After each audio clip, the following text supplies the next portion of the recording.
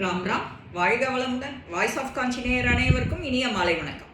இன்னைக்கு இன்னொரு புதுசான ஒரு தத்துவம், அதோட வாழ்க்கையை ஒற்றி போன ஒரு இது ஒரு அறிவுரைன்னு கூட வச்சுக்கலாம்.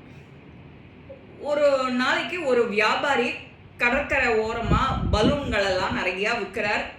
கலர் கலரான பலூன், பச்சை, மஞ்சள், நீலம், சேப்பு அப்படின்னு பலவிதமான கலர்கள் இருக்கு. இது எப்போதும் அதில் ஹீலியம் நிரப்பி மேலே போகிற மாதிரி ஒரு அவரோட பிஸ்னஸ் ப்ராக்டிஸ்னு வச்சுக்கோங்களேன், அது பண்ணுவார். அவருக்கு எப்போவான வியாபாரம் கொஞ்சம் டல்லாச்சு அப்படின்னா எல்லாரையும் கவர்றதுக்குன்னு ஒரு டாக்டிஸ் வச்சுப்பா இல்லையா பிஸ்னஸ்காரெல்லாம். அந்த மாதிரி ஒரு பெரிய பலூனை ஹீலியம் நிரப்பி மேலே பறக்க விடுவார். அதை பார்க்கறதுக்கு நிறைய குழந்தைகள் ஆசையாக ஓடி வருவா. அப்போது அவருக்கு திரும்ப அந்த வியாபாரம் கொஞ்சம் சூடு பிடிக்கும். இந்த மாதிரி அவர் பண்ணிட்டு இருக்கிறவர் ஒரு நாளைக்கு பின்னாடி அந்த ஒரு பையன் அவரோட சட்டையை பிடிச்சி இழுத்தான். சின்ன பையன், குட்டி பையன்னா ஒரு 7-8 வயசு இருக்கும். அவரை கிட்ட அந்த மாதிரி சட்டையை பிடிச்சி இழுத்த உடனே, சொல்லுப்பா, உனக்கு என்ன வேணும்? பலூன் வேணுமா, வேற என்ன வேணும் அப்படின்னு கேட்குறார். எனக்கு பலூன் வேண்டாம், இந்த பலூனில் கருப்பு கலரும் நீங்கள் விட்டாக்க மேலே போகுமா அப்படின்னு அந்த பையன் கேட்டான். அந்த பையனோட கேள்வி நியாயம். ஏகப்பட்ட கலர் இருக்கே, பிளாக் கலரை காணுமேன்னு அந்த பையன் கேட்குறான். பிளாக்ல நீ பலூன் விட்டாலும் அது மேலே போகுமா அப்படிங்கிற அவனோட கேள்வியோட அர்த்தம்.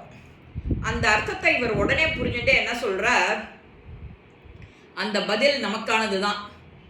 பலூனுக்குள்ள என்ன இருந்தாலும் அது மேலே போகும். அது கலரை பொறுத்து இந்த பலூன் மேலே போகும், இந்த பலூன் போகாது அப்படிங்கிறது இல்லை. அந்த பையனுக்கு அதை புரிய வைக்கணும். அதைத்தான் அவர் சொல்றார். இது நமக்கும் தான். இந்த எஞ்சான் உடம்புல வயிறு மட்டும்தான் பசிக்கிறது அப்படின்னா நமக்கு இங்கே சிந்தனை கொண்டு போகும். உடனே நாம் எனக்கு பசிக்கிறது, கொண்டா சாப்பாடு அப்படின்னு கேட்போம். தண்ணி தாகமாக இருக்கா, கொண்டா தண்ணி நானும் குடிக்கிறேன். இல்லை தானே உன்னோட கை கால் எழுந்து தண்ணி பக்கம் போகும், நீ எடுத்து குடிக்கிற. இது நேச்சுரல் ப்ராசஸ்.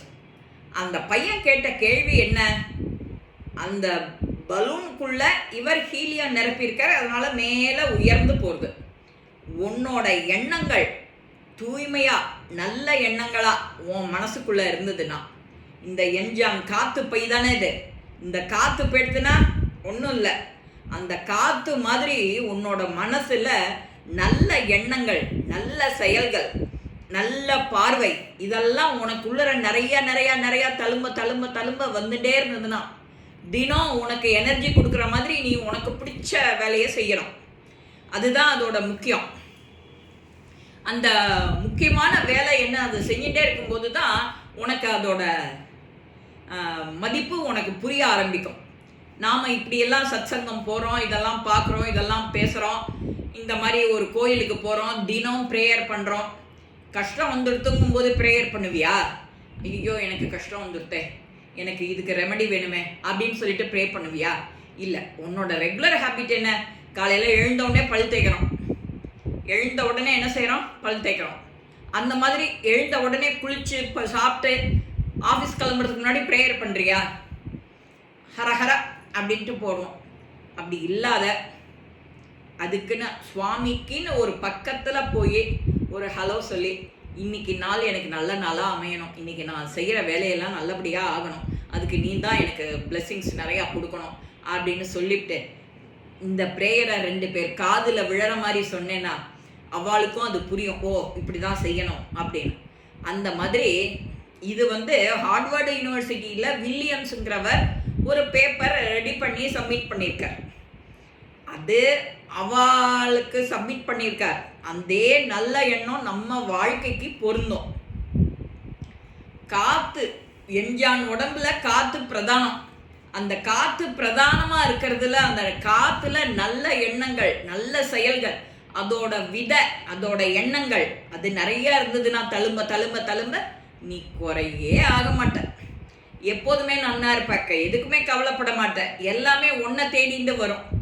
அந்த மாதிரி நாம் நம்மளை தேடிட்டு வர மாதிரி நல்ல செயல்களை செஞ்சோம்னா நாம் ஏன் திண்டாட போகிறோம்? எல்லாத்துக்கும் ஒரு விஷயத்துக்கும் கவலைப்பட போகிறோம். இது நம்மளுடைய வாழ்க்கைக்கு எவ்வளவு பொருத்தமான கதை. இதே மாதிரி நீங்கள் எல்லாருக்கும் எடுத்துன்னு போய் எல்லாருக்கும் சொல்லணும். நம்ம சந்ததிகள் முக்கியமாக நம்ம சந்ததிகளுக்கு தெரியவே மாட்டேங்கிறது. நீ என்ன சொன்னாலும் போப்பாட்டி, நீ எப்போ பார்த்தாலும் இதே தான் சொல்லிட்டு இருப்ப, நீ எப்போ பார்த்தாலும் எனக்கு ஸ்லோகம் சொல்லி கொடுன்னு சொல்லுவ. அவள் காதில் விழுற மாதிரி நீ செஞ்சா போகிறோம், நீ சொன்னா போகிறோம். அவள் கண்ணில் படுற மாதிரி நீ அந்த வேலையை செஞ்சா போகிறோம். அவள் என்ற மாதிரி நீ நடந்துட்டா போகிறோம். அந்த எண்ணங்கள் நல்ல விதைகள் அவளுக்கு போய் சேர்ந்துடும். இந்த பதிவு வழக்கம் போல் உங்கள் எல்லாருக்குமே பிடிச்சிருக்கோம். லைக் பண்ணுங்க, ஷேர் பண்ணுங்க, பெல் பட்டனை கிளிக் பண்ணுங்க, சப்ஸ்கிரைப் பண்ணுங்க, கமெண்ட்ஸ் பாக்ஸில் கமெண்ட்ஸ் போடுங்க. ஸ்ரீ மகாபெரிவா திருவடிகளே சரணம். நல்லதே நடக்கும். ஆனந்தமாக இருப்போம் நண்பர்களே. வாழ்க வளமுடன்.